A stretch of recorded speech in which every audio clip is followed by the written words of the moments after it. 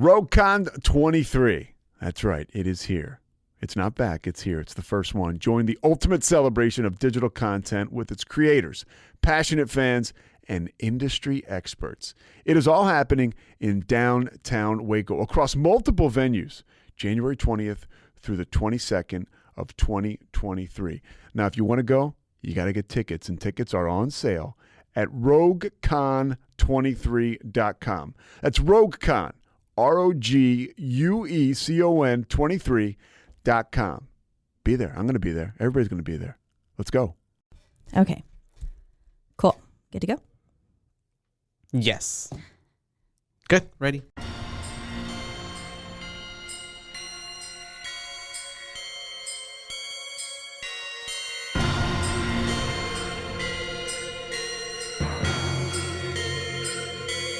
BooBaes.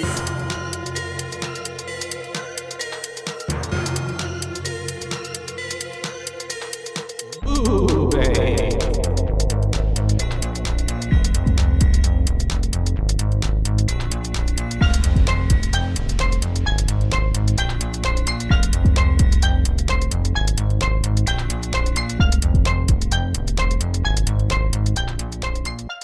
Hi. Hello. And welcome to BooBaes. BooBaes. That's right. We're your hosts. I'm Caitlin. And I'm Joshua. And we're here to whisper about some more scary things in your ears. We are. Or yell. A little bit. Maybe no yelling for me. Also, disclosure, I was at a wedding yesterday. I was running around with children. Oh, yeah. I saw there were lots of kids. Oh, my God. Yeah. And I love kids, so I just play with them. And then, but like, it turned into way more than I bargained for. Yeah. But I There's was like 7. No, that was just what was caught in that video you saw. Oh. There was a mass of children chasing me around for about an hour and a half. And I was chasing them back and I kept being like, rawr, rawr. So like my whole like throat is like even coarse from it. Yeah. So I might be doing this a lot. But thankfully I've got my hot water here. Good. And I got regular water. Yay. Take that back. Not super excited about what we're covering today in the sense of like enjoyment, but excited because I still like the franchise, I guess, or like the concept. Yeah. But we're definitely going to get into Sinister 2 today. Sinister 2. Yes. Directed by Ciarán Foy? I think that's how you say the name? I wouldn't know, but I think that's like, I believe so. Okay. I would read it the same way. Because otherwise I would think Syrian, but there's no IA, and at the end it's CIARANFOY. Syrian? Karen? Maybe Syrian. Kieran? I don't know. I don't know. It depends. Does the C make the K or the S sound? Kussa. But yeah, it came out what 2015. year? 2015. Is That's what right. I 3 have years. written down. Yeah, 3 years after the original Sinister, which did pretty well, if I remember correctly. And so that's why I'm sure they were like, we got to make more money. Gotta do another one. Let's do it. And it is a franchise. Like, it leads it, so there's so many possibilities to, even if they're for them to make like a third one, because clearly this is something that, as we find out from this one, has spanned multiple generations and time. Like, it's just like, been a. What about a prequel, like something that like to see like a 1960 something or like one of those murders or something like that from one of the films that we got to see throughout these movies. Like the haunting that happened to one of those families, or more in detail, you know, or even if they went all the way back to Babylonian times, that'd something be cool. Super early 1700s or like something in Sweden, like, because use media. Or was it Rome? No, it was like Swedish, right? The translations the translator, that we get later. The ham radio, and the hand radio. Norwegian. They were Norwegian. Okay, that's right. Yeah. It's been a few days now since I've watched this. Yeah, I watched it on Friday, I think, with Robert. I watched it on Friday night. Oh, and when craziest thing happened whenever we were watching this, and it was right towards the end, so there was like only 15 minutes left.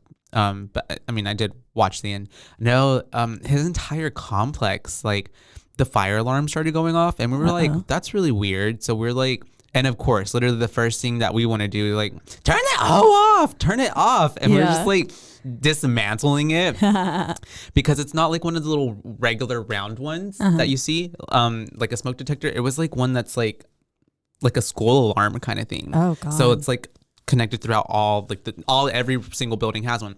So then we like turn it off and we're like, and we can hear like all these rings, like, and we're like, oh shit. So we go outside. Yeah. And literally there's people out there, like everyone's getting out of their apartments because we're all like, what the fuck is happening? Yeah. And the fire truck is coming. Yeah. God. We were all looking for fire, thankfully. And I mean, unless it's still happening right now and it's a small blaze. It could have been electrical. Yeah. So something got switched up or off or whatever. And literally probably for like 3 hours, those alarms were going off. They couldn't, it was so late because it was almost like a midnight that like, oh, I would be pissed. Yeah, and people were pissed, and people were like, "What are we supposed to fucking do?"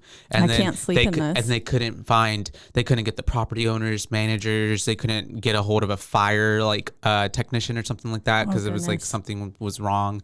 And literally, we were like backing and out, like everybody's talking to each other. One girl even walked by Robert's apartment, and then we went back out. She was like, "It kind of sounds quiet there.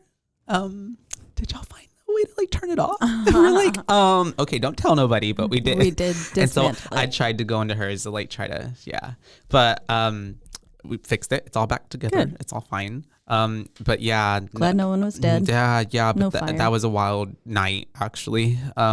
Speaking of and fire, it had to be so fucking freezing too. We were all out there. Oh, so right. cold. Yeah, it was so cold that night. Yeah, that cold front was Speaking wild. of fires, but great segue. We start with a fire. Creepy scarecrow crucifix family being burnt. Just like a witch would be maybe, or like Jesus Christ. Yeah, but he wasn't burnt. Yeah. Yeah, they have the potato sacks they over their heads, and they are up on these crosses. Or kind of like, I mean, it is a farm, so just kind of how like a scarecrow typically is, you know, they're also in a cross-like shape. And their hands are nailed, or not nailed, their arms are tied to it, yes. And so it gives me more scarecrow than any kind of like religious iconography. But then, we're watching them like burn up, and then it's on that like same Super 8 kind of... I believe this is 16 footage. millimeter. 16. They switched it from Super 8 to 16. Okay, cool. 16. In the third movie, they're going to turn it to 32 millimeter. So it's got that same vibe. So very much as the first movie with those, like the home style type of videos, a home recording. And but this one was a dream. This was a dream. Yes, it wasn't even real. Implanted in his mind, as we later find out. And who are we talking about? We're talking about Mr. Dylan. Yes, I was like, I know it took me through half the movie. Because tell me if they weren't twins, right? They were twins. They were. Okay, gotcha. Like fraternal though, because they did not look identical. Okay, but they were. That's but a really. At one point, she says like as his big brother or something, or maybe she just said as his brother. Maybe it was just, I don't know. It says twins in the the synopsis and all that plots. Yeah. Because that's what I read. But I was confused because looking at them, I'm like, they don't look alike. No. And I mean, I get it. There are fraternal twins, and not every like twin is gonna look like their other twin. But I was just like, what? This is throwing me off. I'm confused. Yeah. But anyways, I digress. We wake up because Dylan wakes up with this nightmare, and already he starts.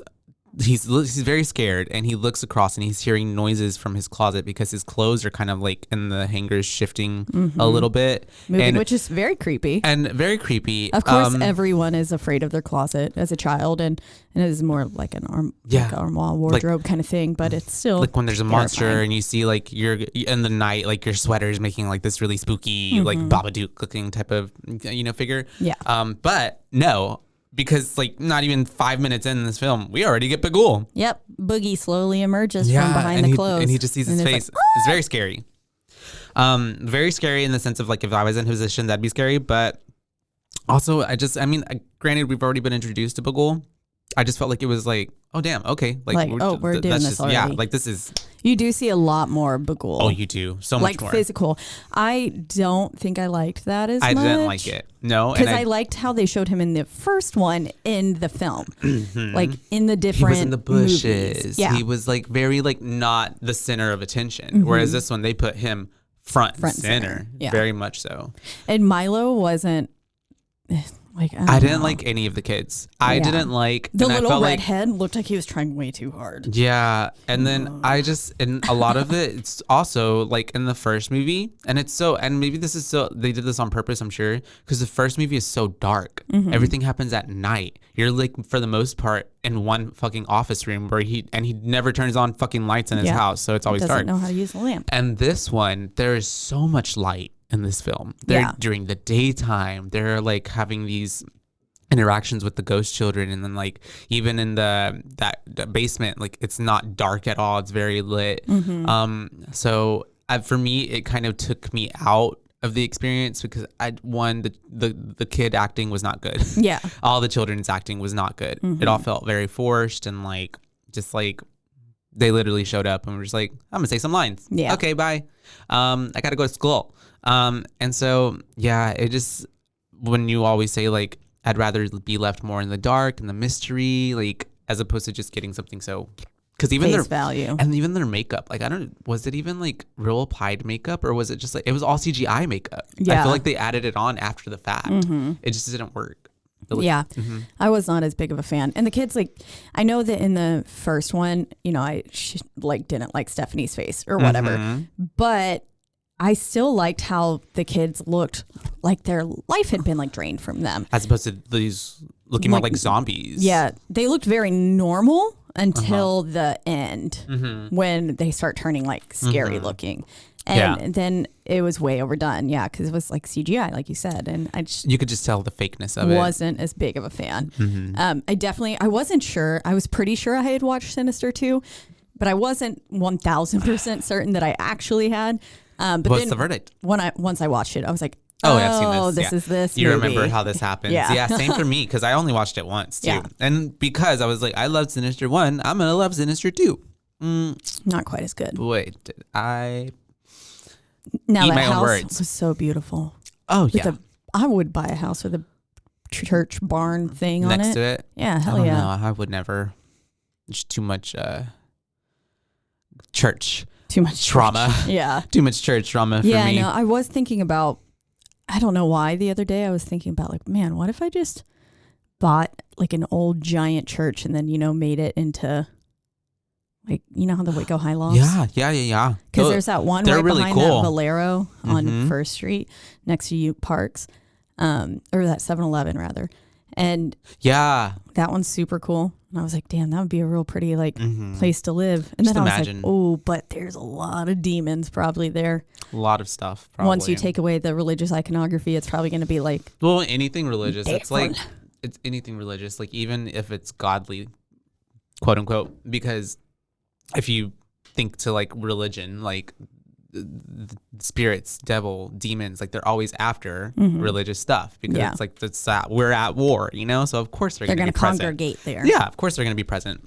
But after we see Milo sitting right next to Dylan in this very Pops pop-up up right scare, next to him, yeah. we get a title card, Sinister 2. Sinister 2. Which I didn't mind that Sinister 2. That was fine. That little intro was, that was okay. But the pop-up scare, the jump scare was kind of cheap. On this movie is definitely a lot shorter than the first one. The first one was almost a 2-hour runtime or a little over. And then this one's a 1:30, like on the dot. It says 1:37, but literally the credits start at like 1:30.20 seconds in. Wow. Yeah. So very, very quick movie. Yeah. And so after the title, we do really get into it already. We're bringing back a recurring character, Mr. Deputy So-and-so. Deputy So-and-so. Which still don't know his real name. No, we never do. He never even mentioned, like whenever even she's like, I'm Wendy, I forget her name. Yeah. He doesn't be like, oh, I'm sorry, I am. He just never is like, this is my name. But we get him coming out of a car.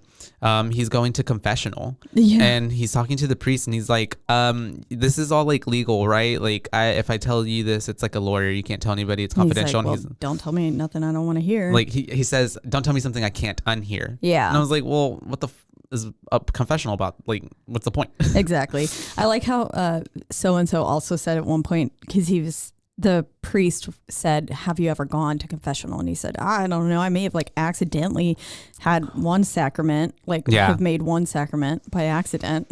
Yeah. I was like, that's so funny and fitting for him. Deputy So-and-so, is like, even in this one, like, because he was kind of He's a Dewey. Yeah, that's what it very much is. He is Dewey from Scream. Like, he is Dewey. kind of like that person that you feel like is a little like inept, but clumsy. Yeah, clumsy, but like, I mean, honestly, he does he gets shit done. Yeah, he's been, I mean, burning houses. Exactly. Down. We're burning houses. He's doing all these things to try to stop Bagul. Yeah. Because now that he's like fully found out like why it's happening, especially with the Oswalts from the first movie, and Ellison passing away with his whole family, like he's just like, nobody else can like I need be to harmed. Stop this. Yeah. And as he's talking with the priest also hella sassy to him. Oh yeah. Kinda. I was like, I love this, but I think I said this guy is weird in my notes. I was like, this priest guy is weird. Yeah, I said he's sassy. But then the priest tells him, like, you don't stop evil. You can only protect yourself from it. That's right. So basically, we kind of get an ultimatum right there of this isn't going to end. Never gonna this end. Can't end. Yeah. He's basically saying, like, get out. Like, you did what you did. Now just leave it. But honestly, as we find out later, like, it's not that easy to leave behind. He's now a target of Bagul. Yeah. But now I remember why I'm like, this guy is weird. We transitioned. It wasn't the priest. We transitioned into the supermarket because now we're following our, I would say, protagonists. I don't know. Yeah, damsel in Dylan distress. and Zach, and then mom. Their mom, and they're shopping. The boys are running around the supermarket like they ain't got no home training. They're being little shits, leaving their guns they were playing with on the cereal aisle. Yeah, which didn't find it there. And then she's like telling them to get cereal, one each, and they come with like 4 boxes. And they're like, why can't we get 4? I'm like, because who the fuck needs 4 boxes of cereal at one time? True. But if you're eating, I mean, with kids, I feel like we went through cereal pretty fast when I was a kid. And then there's some days. We've never been like a cereal family. I've never like ate a lot of cereal. Yeah. I kind of did. Do you have cereal in your house right now? Yeah, I have Raisin Bran. Wait, I don't eat it all the Bran? time. Yeah, I like Raisin Bran. It's yummy. Oh, really? You like raisins? Yeah. That makes sense. I love raisins. I haven't had a raisin in a really long time. What though, so I maybe really like want in this world is the salted raisins from Trail Mix. Just in all of them, no other thing? No Trail Mix. Yeah. I just want the salted raisins. Raisins. And I've tried to find, I've looked on Amazon before. And they don't have them? You'd think not quite like it's what like I an want. off-brand or something. Yeah. Ugh, I do love raisins. I love most dried fruits. But anyways, there's some days where I just want to like heap in bowl of cereal though. And I'll have like Honey Nut Cheerios and then I'll pour like a giant ass bowl. My top. I'll go through phases. I love the sugary cereal. So like my favorites are Cinnamon Toast Crunch, Captain Crunch, and maybe like a Reese's Pieces. They're the Reese's Puffs, my bad. Reese's Puff. But Lucky Charms are really fucking good too. Butter chocolate. See, growing up, Special K was my favorite. I don't know what's wrong with me. You like all the healthy ones. I did. She's like wheats, mini wheats. I loved mini wheats are good. I love frosted mini wheats. Salted mini wheats. Oh, for frosted ones, yes, those are good. Because they would like literally like dissolve into your mouth and like you just feel all the little threads of wheat. You have to eat it fast. Though, it gets so soggy. Yes. Yeah, before it melts all your sugar off too. Oh, you know what? It's really good, but also gets really soggy really fast. Fruity Pebbles. Ooh, yeah. See, I never ate a lot of the fruity cereals. See, that was on me. A fruitcake. Oh, I love Honey Bunches of Oats too. Oh, okay. You know what? If we are talking not related to anything about this podcast, dude, the way we could have a whole cereal podcast, Honey Bunches of Oats, the like vanilla with almond or something like that. The extra crunch one. With the clusters. Are you gonna throw up? No, I just got really excited with the like. My favorite part of those like big clusters of like. It's like the extra crunch. I don't know. Yeah, but it's something. Is it like I don't even know. It's like granola. Sorry, it's granola. Yeah, it's delicious. I love that shit. So we're in this grocery store. We're walking around. She is trying to get groceries. It's a pretty normal day, even though their lives are not normal because they're on the run. Yeah, and the guy who I said is weird is this dude who's probably a PI, and he's like walking around like giving her looks. He's staring her in the eye, and he takes a picture of her at one point. Being so obvious. Yeah, very much. I think and I think that's probably from the dad. He's like, I want you to intimidate her, you know? Oh yeah, probably. Because he's an asshole.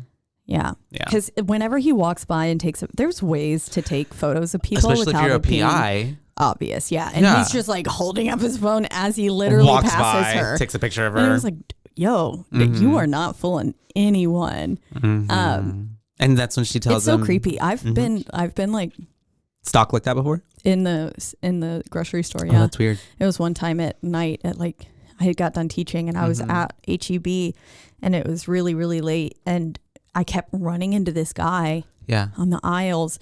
And at first I thought it was just weird coincidence, but then it was every aisle and he was like staring at me and he would like stop whenever I'd get near him. And then so I'd like walk past. So then I went to the opposite side of the store. I went to the produce because I was like, okay, I just need to, I'm going to, not I don't shop even in need order. this. Yeah. Yeah. I'm just going to go over here. And then he showed up and he was there. And I was like, and I should have asked someone to escort me to my car, but I panicked and called my mom instead and was like, Mom, stay on the phone with me till I get to my car. Yeah. Did he come out at the same time as you as well? I don't know. I was like running to the car. I was scared because it was really late at night. Yeah. And I was scared when I got home too. You're for a young while. Woman. The world is tough out there for ladies, man. It is. And guys be creepy. I got to have a rutabaga word now. Yeah. Which means run. Run. Yeah. It's their little secret, I guess, code word for there's an emergency. We got to get out of here. She's taught him. She says, boys, what does it mean when I say rutabaga? And they were like, run. And he, so they end up leaving, obviously, in a hurry. The dude tries to chase after them, but she, like, tells the security officer, that man tried to touch one of my boys. So and the dude's like, hold up. And so it was a good lie to say. Yeah. And they get into the vehicle, they rush off. We end up getting to their house where we see that they live in like a house with a church barny thing next to it. And as they're all going inside, Dylan very clearly does not want to go inside this house. Yeah. And he's looking at the like church barn all weird. He's just kind of standing there. He looks very distant already. Yeah. He seems clearly troubled. There's something going on in his mind. He's not, like you said, present. And so he, after that, and she's just like, come inside. So they end up going inside. We go back to Deputy So-and-so, who we see now his basically version of what Ellison Oswalt had, his little, what are those things? Like investigation boards where everything's tied. With all the red string. And we're seeing it. Yes. It was a nice transition. It transitions from the shot of the house that they were just in, the boys and the mom. And then it goes towards this like newspaper printing or whatever of the same house. So we know like, oh shit, they're in one of the houses. Yeah. And it was the Jacobs property and it had been vacant until their family now. So that's why it had never come into play with like another murder happening. Yeah.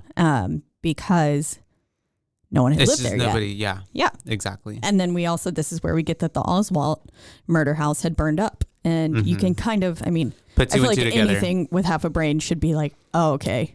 Deputy so-and-so is burning it up. And we get a whole confession like, later, but yeah. It says under like arson. Suspicion of arson is what it is. And so it's like, ooh, we know who doing that. Yeah. And now a word from our sponsors.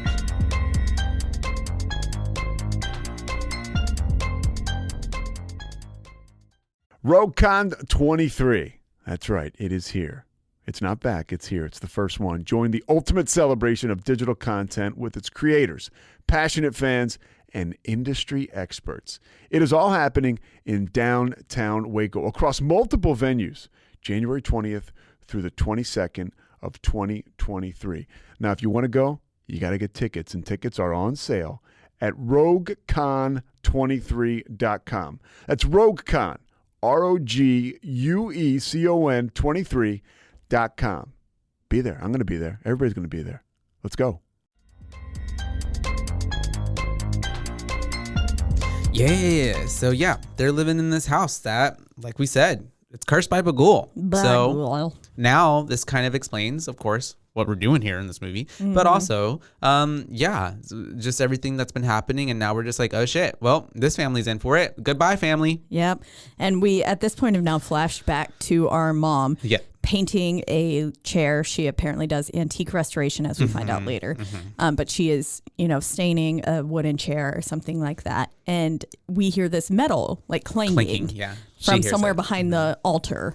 The pew or what? And so the stage. The stage, the where altar. People talk. It's an altar. Okay, yeah. The pew and the pulpit is what your people stand at. Pulpit was the word I was trying to think of.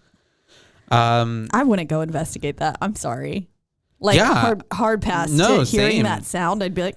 And that's what I was just about to say. And just like her name's Courtney. Someone in a movie, there we go, Courtney, in a scary movie, she goes to investigate, and it's very dark in there as well. Actually, I loved. It was so fun seeing her in this film.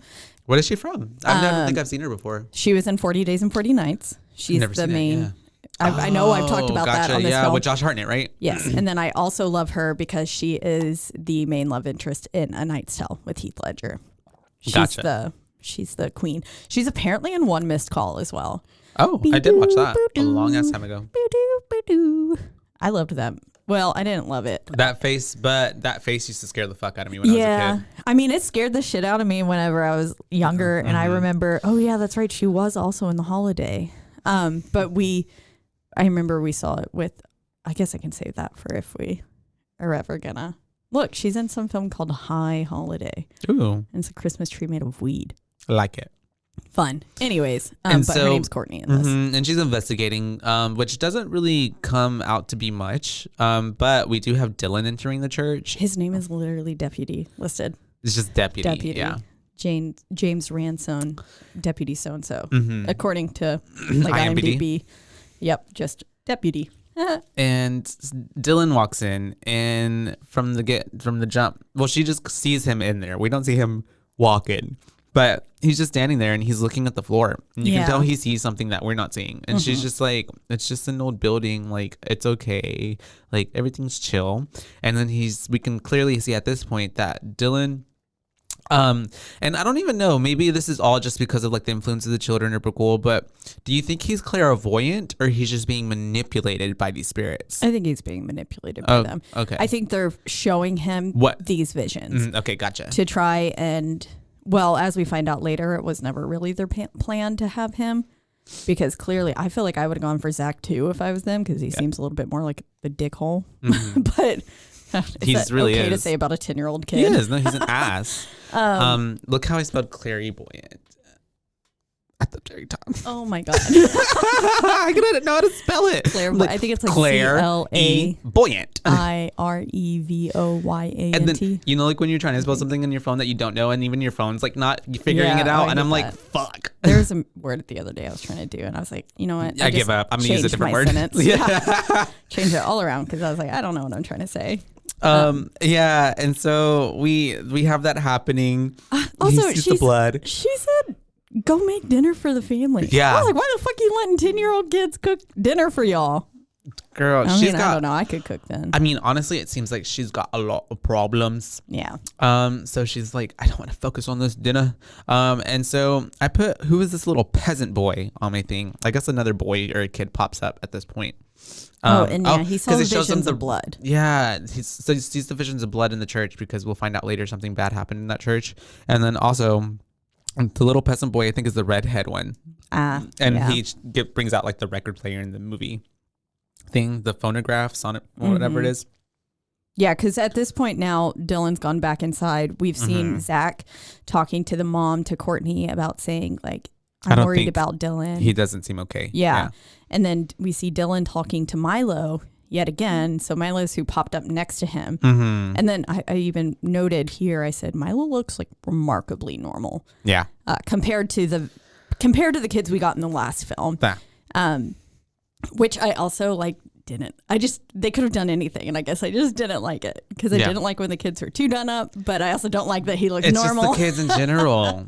But yes, he's in here. He looks like a little altar boy as well. Yeah, and he's very like, his hair prim is and proper. Very slick to the side. His Sunday best. Yes, he is in his Sunday best. He's got like his collar on over his under his sweater vest, collared shirt, and pants probably tucked in. It looks like he goes to like a preparatory school. Yes. And he is pulling out a phonograph and like a video. Yeah, it's so weird. Attached to it. It's like all-in-one kind of contraption, and it's basically playing music, and then they want him to watch a film, and they pick I think Ted, because Ted is like, this one's mine. Yep, and it's called Fishing Trip. And we do get to see this one was so silly. Yeah, it really was, because we see, did it even have them like doing normal things at first? Yeah, it did. It had them fishing and then kind of sitting on their porch, it was and very we see fast. them eating. Yeah. It very quick little flashes of it, and then then we flash to his family suspended above the water. Yeah, tied from a tree, hanging over, and it's very Lake Placid. Potato sacked head, yeah. Little crocs come to get them. Literally, alligators jump out of the water and start like devouring their heads. Yep. It's pretty. Yeah, what a way to go. Just having your head like gnawed on and then ripped from your body. Yeah. And then also hearing it happen to the people like next to you. And yeah. And I'm sure at that, like where they live, like they had to know like, oh shit, that's a croc. It's eating something.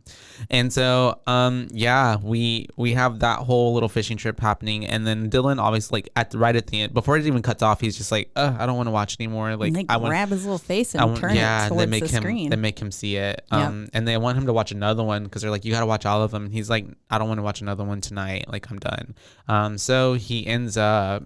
And okay, sorry, they really leaned into the shh in this one too. Yeah, it was almost like but at the Halloween. I see what you mean. Evil dies tonight. When in the other one,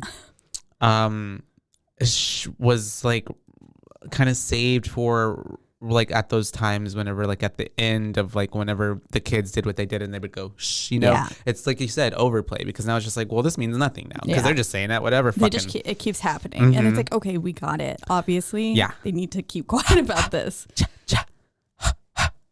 That's what he gives me. And so they are we then I think we just cut to Deputy so-and-so arriving the next showing day, up willy-nilly to this barn and everything with like literally a gasoline tank and like he's about to burn this hoe down of the fucking day. He does. There's no covert, like he's just like, it's me, I'm gonna do it, burn this place to the ground. But of course there's people living there, so as soon as he wants to like try to do that, we have Courtney running out and she's just like not having it. She's like, I'm not taking them. And obviously there's miscommunication and confusion because she thinks he's private eye there to take the kids. Because he even says, I'm like a private eye. I'm a PI. Yeah. And she's just like, I don't care how much he paid you, like, please don't do this, like whatever. And he's just like, because he seems very reasonable. And she actually says, well, you seem very reasonable. Can we like make you some tea and we can talk about this? And he's just like, please, because I feel like there's a major miscommunication. Yeah. Something is clearly we're on different pages. Yeah. And so they talk about it. They go inside. He's like, do you know about Oswald? And she's like, yeah, that's so sad what happened to the whole family. And she's saying, wait, do you think like this house is connected to that? And he's like, I do. And that's why I'm here. Yeah. And so he asked ignore her the fucking gas tank. Like, do you know what happened here and stuff as well? And she was like, well, yeah. And explains how they got on the property, that it was one of her friends and whose father owns the property. Yeah. But of course it's been vacant, but they allowed her to stay there because they're, hiding essentially. So nobody knows they're there. It's still listed as well. So it seems as if no one lives there. But they're actually there. But they're still paying electric bills? Because Robert did make a point. He's like, if it's been vacant for all these years, why is there like electricity and like all this, like everything's working, maybe just running water, keep it functioning and like to not have the stuff rot away. Maybe, probably. Just keeping general, like, because when you completely abandon a building and take everything, and you don't like use the pipes and stuff, they rust and get all bad. Yeah. So that's what I was wondering. So I was just like, but okay. Probably just for general upkeep. We're going to ignore this for the sake of the movie. It's a movie. Yeah. And so they're, and I think probably, you know what? And that's the sake of this. It's like, I read somewhere else, or I was listening to an interview from a director about another movie where they were like, oh, it's Scream. I was listening to like one of the special extra whatever, and they were talking about how the Scream actors who are in the actual ghost facing, like it's not the actual people who are the killers in the movie, like because these are like they're obviously stunt people because of what they do, and they're different sizes, they're bigger than them. And so I think there was a lot of like because of the last one, Scream 5, they were like, how was Amber like doing all this? How was she fucking lifting people and throwing people around and killing them, because she looks so little? And we even talked about that. And so they were just like, we were like, if people are asking those questions though, like we're not doing a good job enough to keep you in like, this is a movie. And so like, this is what I'm feeling right now, man. This movie was kind of lacking for me, to where I'm thinking about like, well, how do they even have fucking electricity? But they're talking about all that investigation. And then at night, the mom is talking to the kids. And I think that's whenever they're even like, Mom, we know what happened here. Everybody knows. Or something like that. And Deputy so-and-so is left because she said, you don't want to creep around a murder scene in the dark. And he's like, no, ma'am, I do not. He says, I'll be back tomorrow. And this was where I finally got her. Courtney is her name, is what I put. And also too, the kids being like, everybody knows what happened here. I'm like, aren't y'all on the run and hiding? Who the fuck are y'all talking to? I know. I was sitting in there trying to think. I said, these kids aren't in school. Yeah, like that's what I thought. I was like, they're going to school. Like, who would tell them? Because otherwise the dad could just come take them from school. It's true. And there's a lot of wrong going on here. But maybe it's summertime. Yeah. It could be summertime. looked kind of warm. Also, too, I guess it's just it's coming from the kids, the ghost kids telling them, I guess. Yeah, that's true. But still. As a mom, I would have been like, well, who the fuck are you talking to? Literally, because I was like, well, You're how the under my fuck would you know supervision, all like, the time? 24/7. Yeah. Who are you talking to? And so that's whenever we cut back to Deputy So-and-so at his motel. Wait, can we talk about how whenever she's talking to the boys, like Zach's like saying, oh, I know too. And then whenever they start fighting, Zach's immediate reaction was to full on choke Dylan. Yeah, he's They very were brushing violent. their teeth, and then he was just like, "Bleh." I was Yeah. like, yo, you didn't even try like a little punch on the arm first. You went straight for the throat. Like, what the hell? Unfortunately, I think and that's probably due to like what he's grown up knowing from his father. Yeah. You know what I mean? So That's like, true. so That's he so sad. subconsciously he's literally becoming his dad and Yeah. taking it out on Dylan. And Dylan allows it because his dad has already conditioned him to make him think that he's weak. Yep. You know? And so Poor baby. oh man, When especially he pees his pants on the porch, I was like, yeah, so sad. And like whenever they're eating the family dinner at the end, when they're back with Oh, dad, God, and oh, he's I was putting the pissed. potatoes in his I've face. never like when you get pissed at people, you're like, oh, this is a fake character, but I hate you. And you feel bad for him, for Dylan. I've been in a situation like that before. I'm sorry. Where like someone was Trying to not force feed you mashed potatoes, but just trying to like very clearly making me do something I wasn't wanting to do. to do. It was like a somewhat rudimentary task. Like it wasn't like but anything. yeah, people just suck, and so I felt really You felt really it. sad. Mm-hmm. And Poor babies. all that happens. But yes, we are back with Deputy We're So-and-so. back in Dale. You're right. Yeah, Deputy So-and-so is at his motel, and that's whenever he's doing more investigating. And we have him looking at his computer screen, and I guess it just like haywires. haywires. Like It goes Bagul cray-cray. takes over it. Well, because he sees Bagul's reflection as if he's standing behind him. Yeah, because the And it's computer like- shut off, and so we've got that blank screen. Because it basically, like, what was the last thing? Was it that symbol that flashed on the screen and The like Bagul red symbol and white, then went yeah. dead.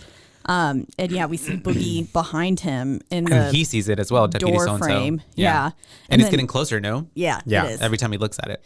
And then it was so creepy whenever his face was then like right up on it. Right up on the screen, yeah. And then he, like, Deputy So obviously freaks out. And then the computer just comes back on. Yeah.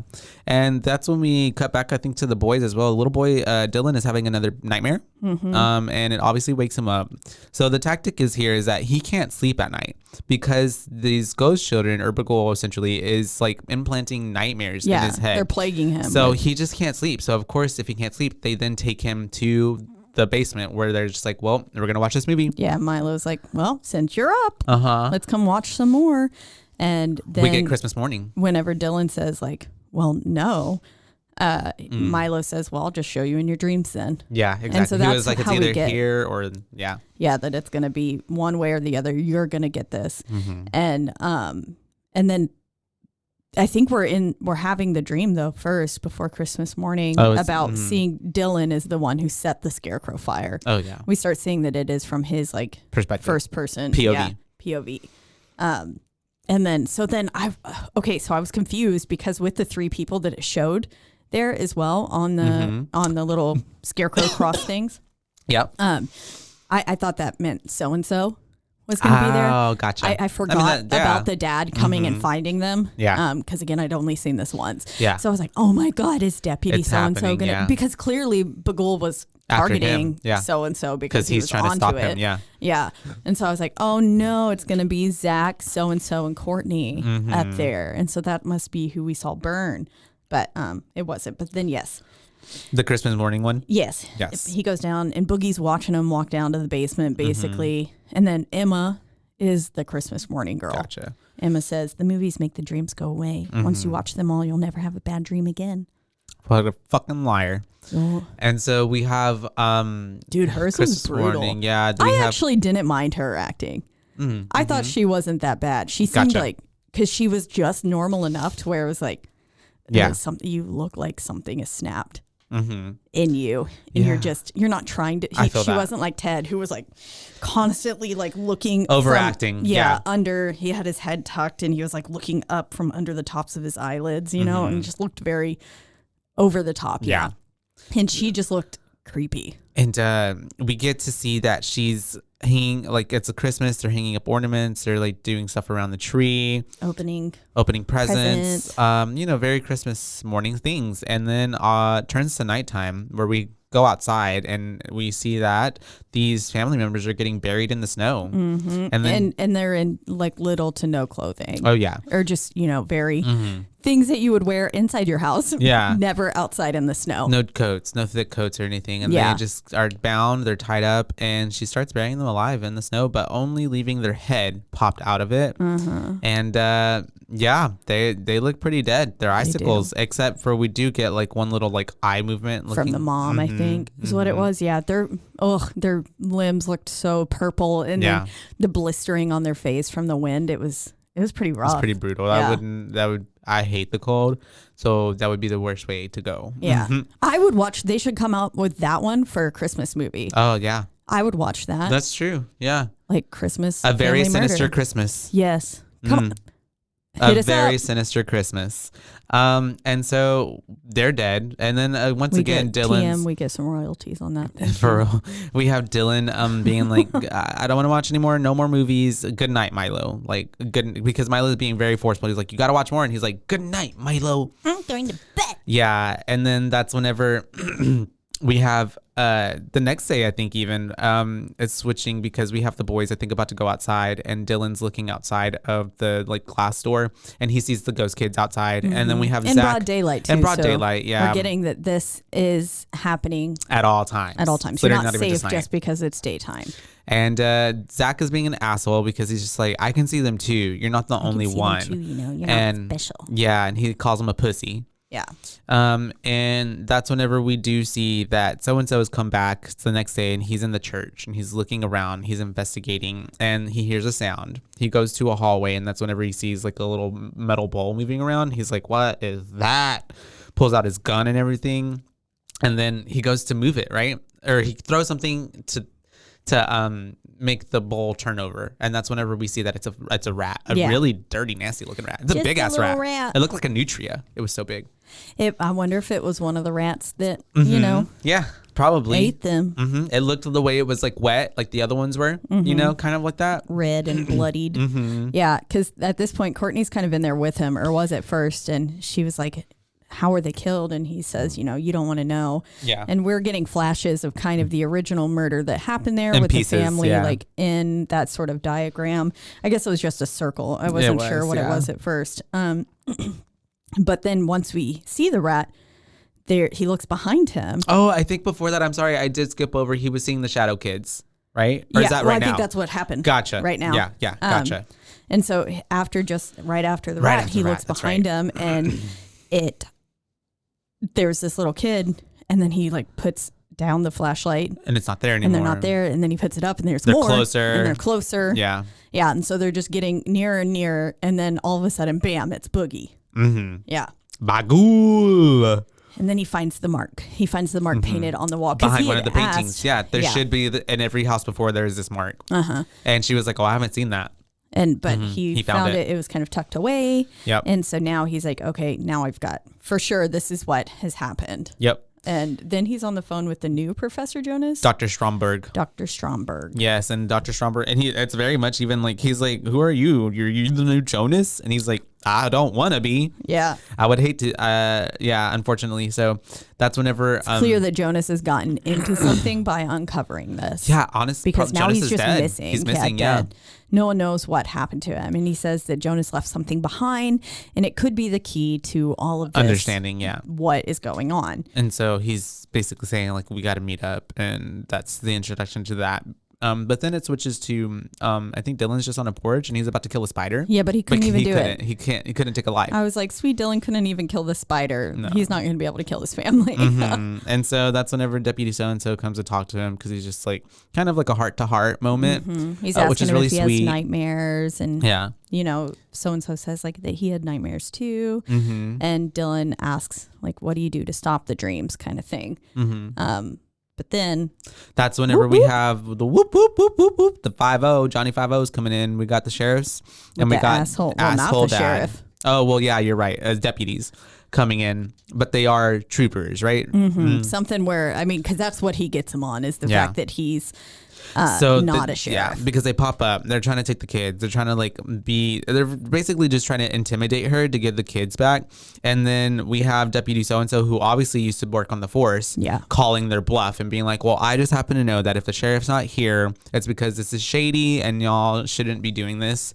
Because the sheriff is the only person who is allowed to do like kid handoffs, because that's just like not the legislation, the rule, the law, like how it works. And he says, and I know for a fact, like if the sheriff's not here, it's because either he doesn't know or he doesn't want to know. And then also that's whenever they're like, I'm going to arrest you, you asshole. And then he's like, well, I was in a very high profile case. So if you were to arrest me, it would probably garner a lot of attention. And that's whenever that deputy just goes back to the dad. He's like, look, we can't do anything here. Yeah, he caught our bluff. Our hands are tied. And I don't want to lose my job. He calls him a douche canoe. Yeah, douche canoe.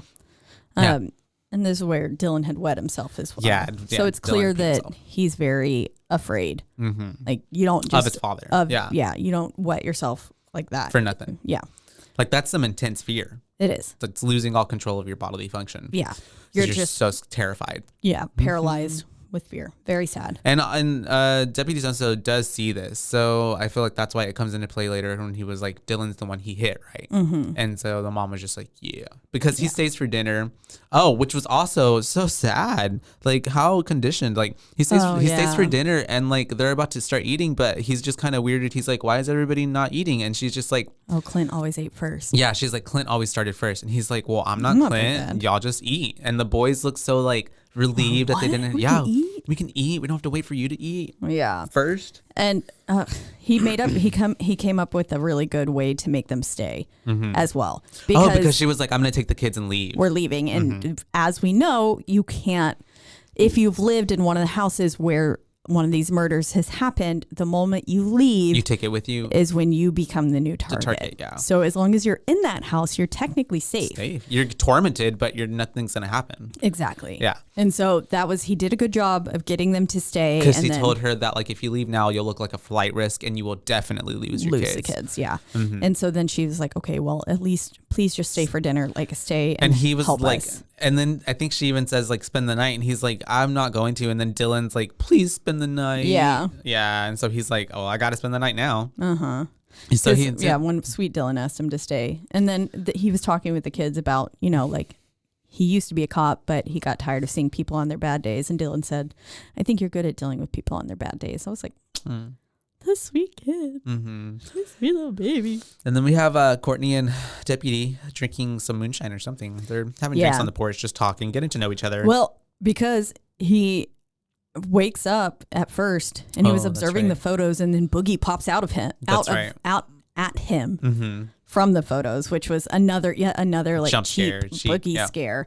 But so then he's awake and Courtney like hears them and stuff. So they go out and they're drinking, and this is a very awkward encounter they're having. Yeah, as well. He said something like, I'm not their father. And she said, well, what was I supposed to say? Like, I wish you were, kind of thing. And I was like, ugh, and then he's going over like how he lost his police job, right? And how the asshole sheriff had fired him for giving, helping the Oswalds and all that. And so that's whenever this is where he asked too if Dylan was the one who got hit. And I think that's whenever, for some reason, like kitchen remodel. Is she talking about a kitchen remodel? So no, Milo was being that's super one of the persistent. films. Hello, one again, and then and so one of the films was called Kitchen Remodel. That's right. And so this is where I was like, okay, this is so much bigger than we originally thought. Yeah, because like these are not even the same kids from the first one. This is just a whole nother pile of kids. Yeah, and I'm wondering like, how does he choose which ones go to which? I don't know, but. Yes, the kitchen remodel, this kid, I don't know his name, but he has basically, we get little flashes of this family in the kitchen and stuff, and his parents are working on it. And then all of a sudden the room is being filled with water. Yeah. And you're like, oh shit. They're all tied up by their arms. Yep. Like this. And he gets an electrical cord. This is also a really horrible way to die. Throws them into the water, and they're just getting electrocuted the fuck out of. Yeah. And then so much to their body is like burnt. Yeah, because the electricity has to spots. leave certain exit areas out of the body, and so they just have lesions, literally, of their skin melted away from the electricity trying to escape. Oh, so it's fucking dark. And this is where Zach comes down, and he's seen the end of it now. Yeah, and he wants to watch more, but Dylan left. He's like, I don't want to do this. So that's whenever Zach's like, well, I want to watch. And Milo's like, you're not good enough. You don't deserve to watch these. I was like, what the hell is this like child banter? This is so fucking rude to one another. And I was like, what the hell? Like, this is over the top. So they're definitely manipulating him as well. So you can kind of tell with what they're doing with him. Yeah, they're trying to make him angry so that way he wants to kill and hurt his family, basically. And they do that at several different points too, even to Dylan, like saying, well, your mom never did anything. Because at one point Dylan says something like, well, what has my mom done? And they're like, nothing. That's the point. Yeah. She's letting you get beat. She's letting you have, all these things happen to you. And that's whenever we cut back to mom and so coming back inside, and they're making out. And it's that very much like, we shouldn't, but we want to, and they don't. But they then I think end up exchanging numbers or something. Yeah, his moves are a little rusty. That's right. But the next day, that's right, he's leaving to go meet up with Dr. Stromberg, and she's like, here's my number. He was like, I left my number in the house. She's like, I know, I saw. And that's whenever we end up going to Dr. Stromberg, and he's showing him. And Stromberg is like hella fucking jittery. Yeah, weird. He's drinking alcohol. Yeah, he immediately just sits down and like opens some scotch or something, pours a drink. Which everybody in these, Oswald, him, like everybody kind of tended to like heavy drinkers start leaning to the heavy drinking. Yeah, and whenever at first so-and-so had said like, no, I'm okay, I don't really need a drink. And then he goes, okay, well, this key thing, it's called a Norwegian alcohol. And basically then he like takes a big sip because he's like, oh, fuck. Like, this is going to be serious. So he ends up showing him this 1973 ham radio and talking and explaining to him how like a long time ago this transition has been coming on. Yeah, 70, like people from the 70s ran across a strange transmission, and a child's piano would play kind of thing. And then we start hearing this number being listed off, and it's 599-500-107519. And he's like, well, what is that? And Stromberg says that it's coordinates. Yeah. To where a family was murdered in 1973. Yeah. And so that's whenever Stromberg starts to like explain to him that whenever there is a murder, all these things connected through Google, there is some sort of like offering that is like art form, a media form, like whether it be a painting or now we get like the sound, music, videos. It doesn't necessarily just have to be a film or like all that from the first movie. And that's whenever Deputy so-and-so. Yeah, and Deputy so-and-so puts it together because he hadn't at this point put it together, at least what Ellis and Oswald had put together right before his daughter killed him. He's like, it's the kids. The kids are killing the families. That's why there's always one that is missing. Because they said there were three things in common. Always a murdered family, missing child, and some sort of art or semblance. And at one point, the kid on the transmission said, quiet, Bogul can't hear me over your yelling, Mom. And it was like, ah! That was the Norwegian translation. Yeah. And that's whenever he's like, it's the kids. And then the radio starts like saying his voice back to him, being like, it's the kids. He gets the kids. It's the kids. He gets the kids. And then that's whenever which is creepy. They turn it off, very creepy. And then he's just like, I would destroy that he's like, are you going to destroy that? And the dude was like, I don't know. And he was just like, I would destroy that if I were you. Destroy that. Yeah. Please, right now. And so that's whenever we go back to the house. We see the boys. I think Zach is like they're beating the shit out of Dylan because they have. Oh, that's right, and it's immediate. He just starts punching him because of what the other kids told Zach, like being like, because he's saying, "Tell me I'm special. Tell me I'm better than you." Yeah. Yeah, and obviously Dylan doesn't really know how to defend himself, so he's just kind of taking it. Up until the ghost kids come and stand in front of him and are like, "You ain't gonna beat up on Dylan like that." And Zach like gets scared and runs off. Yeah. And this is where they're clearly planting ideas in his head.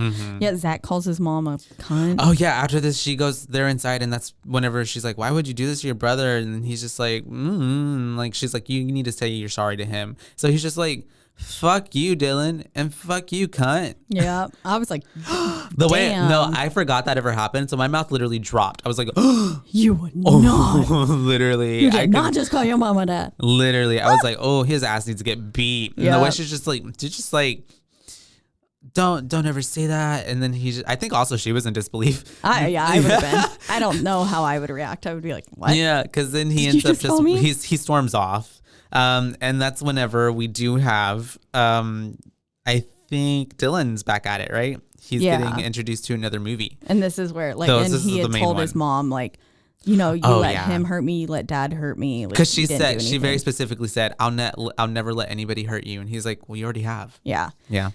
But then he's getting the nightmare of his family kind of again. Burning again. And he says, Milo says, you know, if we don't do this tonight, he's going to get real mad. Yep. And we get to see Sunday service. Yep. And that's Milo's film. He's like, this one's mine. It's my favorite. It's the best one. And if I would have been those other bitches, I would have been like, what the fuck you mean that's the best one, Milo? Yeah, go away. Fucking shit. Mine's the best one. And so anyways, that's whenever, This one was pretty good, though. dude, the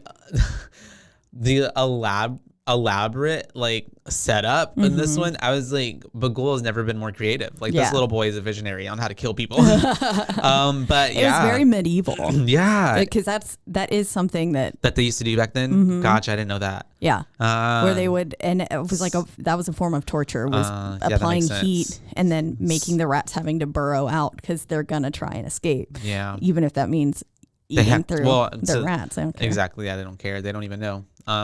They're like, this Formica is different. Yeah. And so that's whenever. Why is the poison always bright green? I'm sorry. Oh yeah. That was kind of. Well, and they're It's gonna like, and we it's know also it's poison. and heavily like, oh, like damn, okay, we get it. There's a poison cup with green ooze. Like I felt at this point, I was like, we could not see that. It's fine. Yeah, it looked too fake. Yeah. Like Scooby-Doo. In this one, not like the other one was a little bit more chill. It was I don't not know. quite as like And like lime yeah. green, radioactive, like toxic waste kind of stuff. And so we do see, like we said, these family gets killed because rats burrow through them because he's applying hot stones on top of like this little metal pot that we saw earlier, that Deputy So saw the rat in, and they, yeah, like Caitlin said, like end up eating through the people and burrowing through. And we do see it. Come and out the they come side. out, and basically the people bleed out because they just literally had to Something eat through their eat through stomach. them. Yeah. Yeah. And so it's pretty violent, pretty It's a very slow, yeah. painful way to die. And very graphic. So that's whenever he's just like, we have just one more. Because also that metal's got to be burning the shit out of your stomach as Yeah, well. as because it's like it takes on that heat, so it's all like, ooh, yeah. And so that's whenever they want to make him watch one more, and that's whenever he's like, no, I don't want to do this anymore, and I'm not going to. And he's very adamant at that point. He's just like, I'm not going to do it. And that's whenever they're like, you know what? It's fine. You've done what you've needed to do. We got what we needed from you. Yeah, we've been basically using you. And then this is, they turn all crispy again, like, and like to full creepy now. And like scare him away essentially. Yeah. And that's when we have, I think, Zach is down there again, right? Because he Yeah, wants to and- see. He like bitch slaps Dylan. Yeah, something like that. I put, and Boogie's chasing Dylan now too. Yeah. It kind of like turns. And then, Yeah, because Dylan's in the church. Why is he in the church? I don't remember. I just remember that he's in the church and Boogie's like literally chasing Dylan down That's the right. hall, and he like locks himself in a room and hides under a table. And I was like, boy, what good is hiding under a table going to do for you against With a demon. this ghost? Yeah. And then all the kids are in the room with him. And this is where they say that, because then Dylan's saying, he's like, I don't want to be like them. Yeah. And they said, you did what you needed to do. And then we go back into the house and Zach's sitting there watching the films. And Dylan's like, don't watch them. And that's whenever Zach bitch slaps him. Yeah. And then he's just like, I'm going to do what I want to do. Like, I'll watch it. They like me now. They choose me now. You go away. And that's, I think we just go back to the next day after this is all happening with him watching them films now. Yeah, I have like what a fucking asshole Clint is. Yeah, because we have the dad, and I guess Clint is his name. He comes back And he has a court order this time, and so he's like, he's gonna take the kids away, and the kids are like, especially then he's just like, and because it's someone who works for him. So apparently Clint is someone like, because their marriage was in the newspaper, too, because that's how so and so was originally looking at that whenever his computer haywired, and so. This is a high-profile guy, and apparently lots of people work for him. Yeah, and so he's got this his judge pockets. or whatever wrote this court order because it's someone who works for him. Yeah. And he was like, you can't find anybody within 5 counties or something that don't work for me. Yeah. Basically, like, no matter what you do, I will find you, and I will take These kids them are back. mine. Yeah. Yes. And so he ultimately leaves her no option.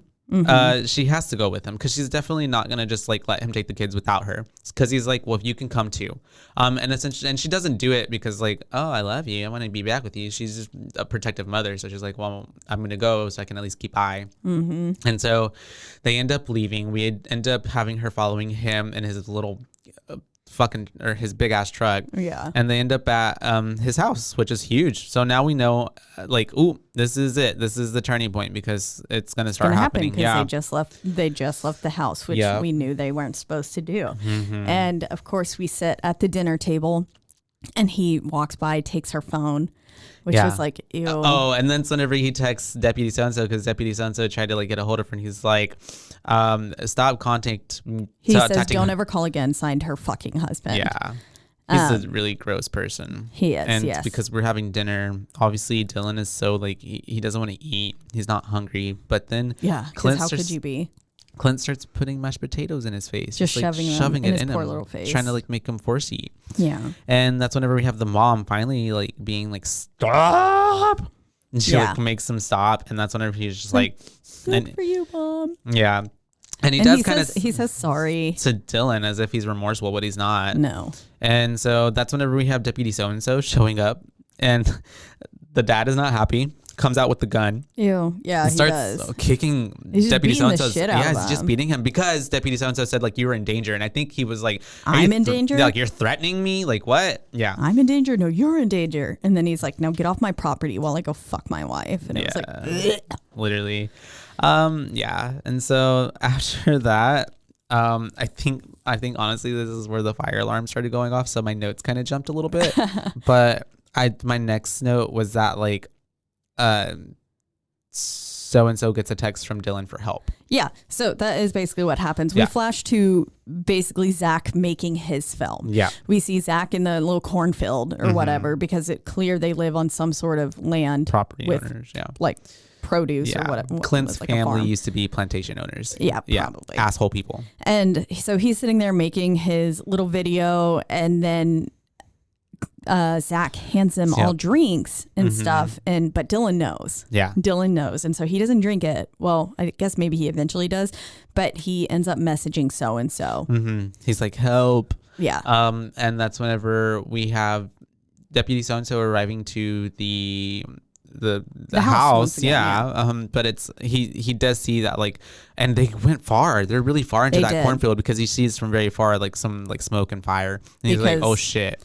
We see them like, and it pans out too, and they're in like a skull crop circle, which was kind of silly. Yeah. I was like, how did that happen?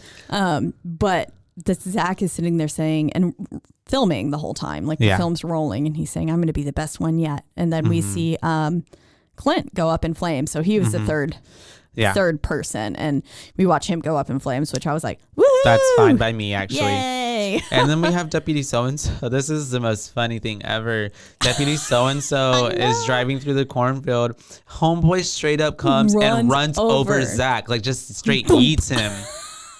And it's the way at this point, I was Zach, like, yo, that's still a kid. Yeah, right. And then Zach at this point, though, I don't know if it's the power of Bagul that compels him, or the what. Power of Bagul compels you. Yeah, but he has super strength now, so apparently he didn't die from that. And he just like gets up. Phased. Yeah, and he's just Deputy So-and-so is getting Dylan and Courtney off of the crosses. And that's whenever he starts chasing him with some sort of hooked scythe of sorts, and Scythe was just like, wah! And then I did like that it was playing the same music from that first one. Yes, this is when that song.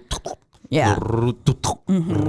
I love that. I love it too. And that's So the good. only, this is the first time that they brought back any noise that was in the first one. Yeah. I was going to say too, all of the sounds that were music that were in the home videos in this one was not as scary or like as much of like a bang as the first one. Yeah. Yeah. They should have just stuck with that same. Yeah, that song was just so unsettling. Yeah, it really was. It was amazing. They shouldn't have messed with it. And so that's whenever they're running away from him, but and you go in from like them like in regular movie mode and then like seeing the POV from like the footage that Zach is taking, and we have him then getting so and so really bad with like the scythe at his hand. And they get inside the house, and that's when you see Deputy so and so's hand is fucked up. Yeah, they're trying to cover it, bandage it up. He's like, it's like 3 fingers were gone. Yeah. It's like he only has his pointer and his thumb left. It looked like the other 3 were just so chopped bad. right off. And so that's whenever I think they do get separated. Courtney is with Dylan, and Deputy so-and-so is like, I don't even remember. Yeah, he was going to look for something. That's right. And the kids were fucking around. Yeah, They're we have all the throwing ghost shit. kids. They've traveled with Zach. They're looking for all of them. They're helping him find them. And then they're just fucking with things, throwing stuff around, and they're trying to terrorize them. And at this point, the mom is seeing all this shit, like things like the shower curtain. That's right, because they're hiding in the bathroom is like opening back and forth, and we have like Deputy so and so end up hiding underneath the desk in the office. But then he gets like they pin him. Yeah, golf club. Oh yeah, they're just throwing anything they could at him. Bag of golf clubs at him. Poor Deputy. So it's got to be hella fucking heavy, but it knocks him unconscious. Yeah.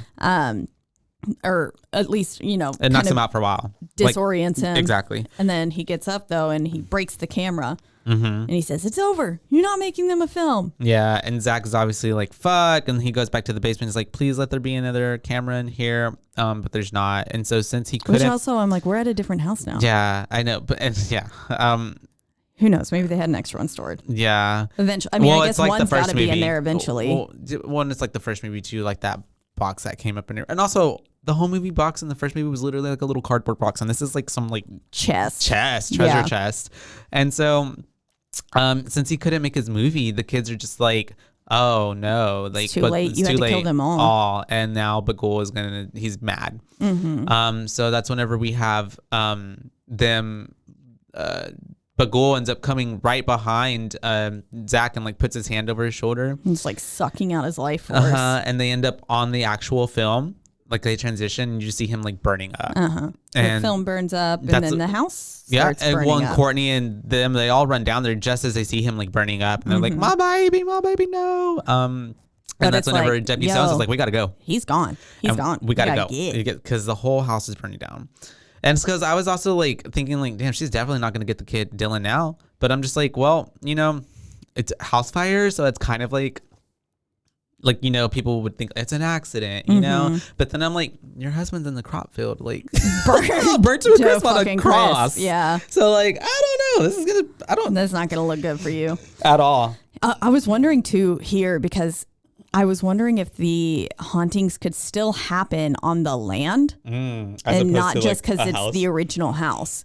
Like if someone comes and rebuilds on this property. That's true. And then if the haunting can still happen. But maybe not, because that's why he was burning down the houses essentially anyway. I know, but what if it was all for nothing? That didn't even work. Yeah. That, That's just true. because you got rid of the vessel per se, the land itself is still cursed. Yeah. And so that's but maybe if it doesn't have the mark still on the wall or something. What if it was permanently scorched into the land? It's annulled. It's annulled. And so that's whenever we do have them getting away, we have them going back to the motel because essentially he does probably want to go get a shit or whatever. And as he's in there, got the fucking radio. Yeah, well, and as he's getting his stuff, he does the ham radio just appears out of nowhere on the desk. Okay. Yeah. I don't think it wasn't there. It was like pop. Yeah, it was just there because the desk is like nothing there. 1 second, and he's on his bed and like getting stuff, and he looks back and it's there. And it says he gets the kids. It gets the kids. And then we hear deputy, deputy, and a little sing song. Yep. And do we get one more scare? We get another flash of Boogie's face to end it. Bagul comes out. Just like he did in the last one. Yeah. Which, silly. Yeah. But, I mean, kudos to them for keeping it on brand for the first one. At some parts, yes. Even though, like, I feel like I liked that one more than I did the first one. Oh, gotcha. Because I just, at the first one, it was such a good film that I was like, okay. Could have been done without them. Yeah. The fact that they just kept it, though, because it was the second one, and it was like, oh, this is how we ended the first one. Like, we got to do the same way. Yeah. I kind of appreciate it more. Honoring the first one. Yeah. Yeah. So then I kind of liked it more here. But overall, though, I still like the first one much better. Wait, the first one too is just like there's so much story with the first one. There is so much. I was trying to fix something. I started calling someone. There's so much story in the first one, and there's like essentially with the first one too. It's just like you were on the journey of figuring out all these things with Ellison Oswald. It's investigating. It's giving like a whodunit, you know, and so. In this one, they really tried to kind of like, oh no, there's some still stuff that you didn't know. But for the most part, we knew everything. Yeah, so there's no and mystery. We didn't really get to dive into the Norwegian aspect of it. There was no, it wasn't as much of an uncovering. Yeah, which I think helped the first one a lot. They didn't really divulge any new information, not like the first one. And I mean, I liked the aspect of the Norwegian hell call and stuff and bringing all that in, because then it lets us know, again, as I said earlier, that this is clearly so much larger than we originally thought. That it didn't just span back to the 60s. Like, this has been happening for centuries. Started, yeah. Well, because I even thought that in the first one, especially when they said it goes back to Babylonian times. Because it's like, well, the film. They didn't have no movies back then. Yeah. So how did he jump out of cave paintings? Like, yeah. Yeah, probably, honestly. And I would that would be so terrifying. Can you imagine just being on a cave, like in a cave, and then seeing this little painted stick figure getting closer? Not a stick figure. I want him to be a stick figure. Because like cave paintings, yeah, sure. You know, and he's far away and stuff, his little stick figure, and then maybe he gains some more actual structure as he gets closer. I think a stick figure would be more terrifying. Because can you imagine if the stick figure then came off the wall and it was just this little. But that's a whole different movie. That's not Bagul. I know, but I would love that. Just with Bagul's face. Yeah. And so that is 2015's Sinister 2, you guys. How many boos? I'm gonna give it one boo. Whoa. Really? Yeah, because I think about all the other things that I've given 2s and 3s. I definitely won't give it a 3. No, I'm gonna give it 1. I'm gonna give it 1 boo. You gave Sinister a 5. I know. I give Sinister 2. Damn, I honestly wasn't expecting a 1. Yeah. I was expecting probably about a 3. No, Seemed like you liked it maybe a little bit more. I did not. No, yeah. It wasn't just the story of the kids and the family and the kids being out all the time. It took me out of it. Yeah. I even seeing Bagul more took me out of it. He seemed just more. I didn't like that the kids were showing the films too. Yeah. Because in the first one they weren't. Yeah. Ellison Oswalt was discovering them, you know? So I don't know. It was a big I mean, of course, letdown. there's a difference now that we know that it was the kids doing it. Because at first we didn't. That's true. We didn't necessarily know. We had an idea that it was possibly the kids, but we weren't certain. Yeah. And so. Well, because it also gives you I don't know, he's supposed to drain their life force, but yet these kids we're supposed to believe, now they're his henchmen. Yeah. As opposed where in the first one, it didn't really give henchmen, and they never really helped or did things. They were just more kind of dead kids who happened to be killed by the spirit, and their spirits are now just well, we're forever here. Yeah. You know, we're going to run around and just, yeah. Because they didn't even really, I'd say, it almost seemed like they were trying to help Ellison they're uncover warn him what happened. Please help yourself, because if not, you're gonna end up like us. Yeah, that's how it felt more in the first one, where these were just nah, we're on Team Bagul. We're here to kill people, kill some bitches, make some movies. Yeah, that's fair. And I thought it would have been even they didn't bring in little girl from Oswald's. Why wasn't it? Would have been real cool to actually. It was very odd that there were none of the original kids. Yes. Yeah. And also that they should have brought her in, and we should have seen the Oswald's film, because that would have been super cool to tie that in. Yeah. That was a very missed opportunity. Yeah. I don't understand why she wasn't there at all. Yeah. That doesn't make any sense. I feel in the line of succession, all of them should we're going to keep just going. Yeah, but I digress. So I give it a 1.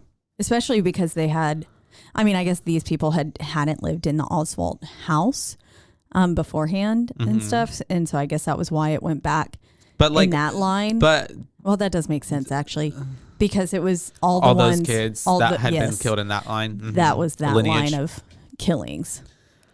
But it's a demon. Yeah. These are spirits. I feel like there's no like.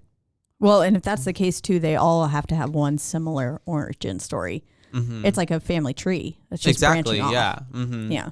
So I'm like, why aren't they all here? Kids from like, give me a Babylonian kid. Yeah. I don't know, a Norwegian kid. Give me a Norwegian Hellcall kid. Mm-hmm. Yeah, that would be cool. But yeah, what do you give the Sinister 2? I don't know. I didn't hate it. I mean, it's not my favorite. I'm not going to go watch it all the time. I'm glad it was only an hour and a half. Yeah. There were still some moments that I did enjoy from it. Like Bughuul is still pretty fucking creepy. Although I wasn't, I did like the rat death. That's the true. Sunday service, that was cool. The croc death I thought was a little cheesy. Comical. Yeah. Camp. I was like, what Especially, the hell? like, there's a lot of moments in this movie where it was camp. Especially when so-and-so ran over Zach. I busted out laughing. I did too. I was like, what the fuck? Literally. I'll probably give it like a 2. 2? Yeah. For Sinister 2? A 2 for Sinister 2. Yeah. It wasn't terrible. I'm not going to go out of my way to watch it again. And it definitely doesn't hold a candle to the first one. Like, if I were to tell people, like, okay, y'all go watch Sinister, but, you don't have to watch the second one. You don't really have to watch the second one. Yeah. Yeah, it might give you more of an appreciation. Yeah. Kind of like Grave Encounters. True. Or House's October Built. Like, if we didn't know if they survived, House's October Built would have been 1,000 times better. Yeah. Yeah. But the and fact save that for Grave they Encounters had to carry it on, it's like, why? Why touch something? Don't fix something that's not broken. They want They just leave it alone. Money grab. Yeah. Yeah. But yeah, a 2 and a 1. So 1.5. 1.5. Yeah. 1.5 from your booze. For Sinister 2. And next week, we're going to be covering, in honor of Thanksgiving. Yeah. We're going to be covering The Thanksgiving. This was a listener request. Yeah. And it's going to be, I think I've seen stuff about it before. It's pretty campy. Oh yeah. Yeah. It's one of it's like Sharknado. Yeah. Like, this shit's supposed to be funny. We're here for a good time, a good laugh. Yeah. Good comical belly laugh. horror film. Slasher, like what the cover says, gobble gobble motherfucker. Yeah. I love it. I'm So so we're ready. excited. So that'll be a fun listen for us as we go into the Thanksgiving week next week. Do you like Thanksgiving? It's never been like, I feel like some people really love it. I'm more of like a Halloween, Christmas type of person. Yeah. Thanksgiving for me was never really I don't give like, 2 shits about Thanksgiving. yeah. I also I do don't like the food. Well, just because I like get the sick. Food. I like eating. Or I got the food. sick. I had that stomach bug. That's so I right. don't eat it. It's kind of ruined it for you. Yeah. But I still like mac and cheese. Yum. big old mac and cheese, rolls, all the bread. Bread. And my favorite is the turkey. Well, not my favorite, but I do love the stuffing that's in the turkey with like the gravy, brown gravy. See, Ooh, stuffing so I still good. can't do. Oh, really? Because that was like, I think one of the big things That made you sick. So I think I'm having eggplant parmesan. There's so many ways to like cook a turkey too. There is. Fry it. You can bake it. I'd be so afraid to fry a turkey smoke based it. on how many people like blow up their homes. Like, nah, fuck that. Yeah. Hard pass. I am excited though. I do always enjoy watching the Macy's Thanksgiving Day Parade. And one day I'd like to go see that in person. Yeah. But yeah. And then we're going to have Friendsgiving. Yeah, That'll so be that's fun. always fun. A year ago today, we had posted about our film and our great love of Ratma. Oh, Ratma. All hell Ratma. All hell Ratma. Ratma popped up in my time hop today, and I was like, oh, Good time. Ratma. Good time to Ratma. Love you. That was when that came out last year, around VHS, around Thanksgiving. Yeah, well, That I makes guess sense. I think we had already covered it, and then we had posted about Gotcha. all the found footage because we had like covered the Blair Witch, and we had covered That's a true. kind of little slew of. I can't believe it's already Found been a year footage, though. Yeah, that's crazy. Love Ratma. Love All hail Ratma. All hail Ratma. And on that note, Once again, we're in the lovely Rogue Media Network studios. Really take such a good care of us. that's right, and you can listen to us and all of the other wonderful podcasts on this network. Which is roguemedianetwork.com. Yeah, on that website or on any of the slew of podcasting platforms that exist, biggest two being Apple. and Spotify. But wherever you do listen, don't forget to Rate, review, like, and subscribe. on Spotify. We finally hit enough likes to have our number show. Yay! I know. You know what's so funny is a few weeks ago I switched over. I quit Spotify, so I switched to Apple Music, and so now I'm just using Apple Podcasts for the most part. So yeah, I hadn't seen that because I've been listening on Apple Podcasts. Yeah, we've which I need to do both. But we have a 4.9. Yeah, I was like, no, but I was like, who the fuck wrecked our? Right. Someone gave us a like something like. I mean, it doesn't take that much. It doesn't. I think there's only like 10 ratings. Yeah, it says 4.9 out of 10. But that's great. So that's exciting. Thank you. That we've Please, got you guys. We love it. It makes our day. some there. So thank you. But you can also listen to us there, rate, review, like, subscribe, like we said. And then you can reach out to us. Let us know if there's a Christmas movie in particular that you want covered, or another Thanksgiving one you think we should cover sometime in the future. Or just any film. Yeah, any film at all. Let us know. Slide into our DMs. Yep, and that is on Instagram, and you can do that at BooBaes Podcast, and that's BOOBAES because we're your BooBaes, not your BooBabes. That's right. Yes. And until next time, you guys. Bye, babe. Bye, babies.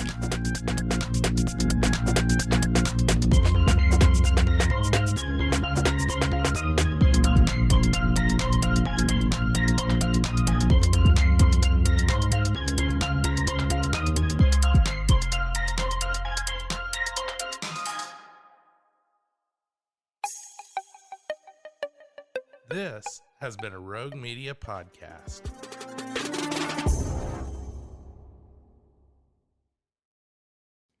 Join the ultimate celebration of digital content with its creators, passionate fans, and industry experts. It's all happening in downtown Waco across multiple venues on January 20th through the 22nd, 2023. Tickets are on sale now at roguecon23.com.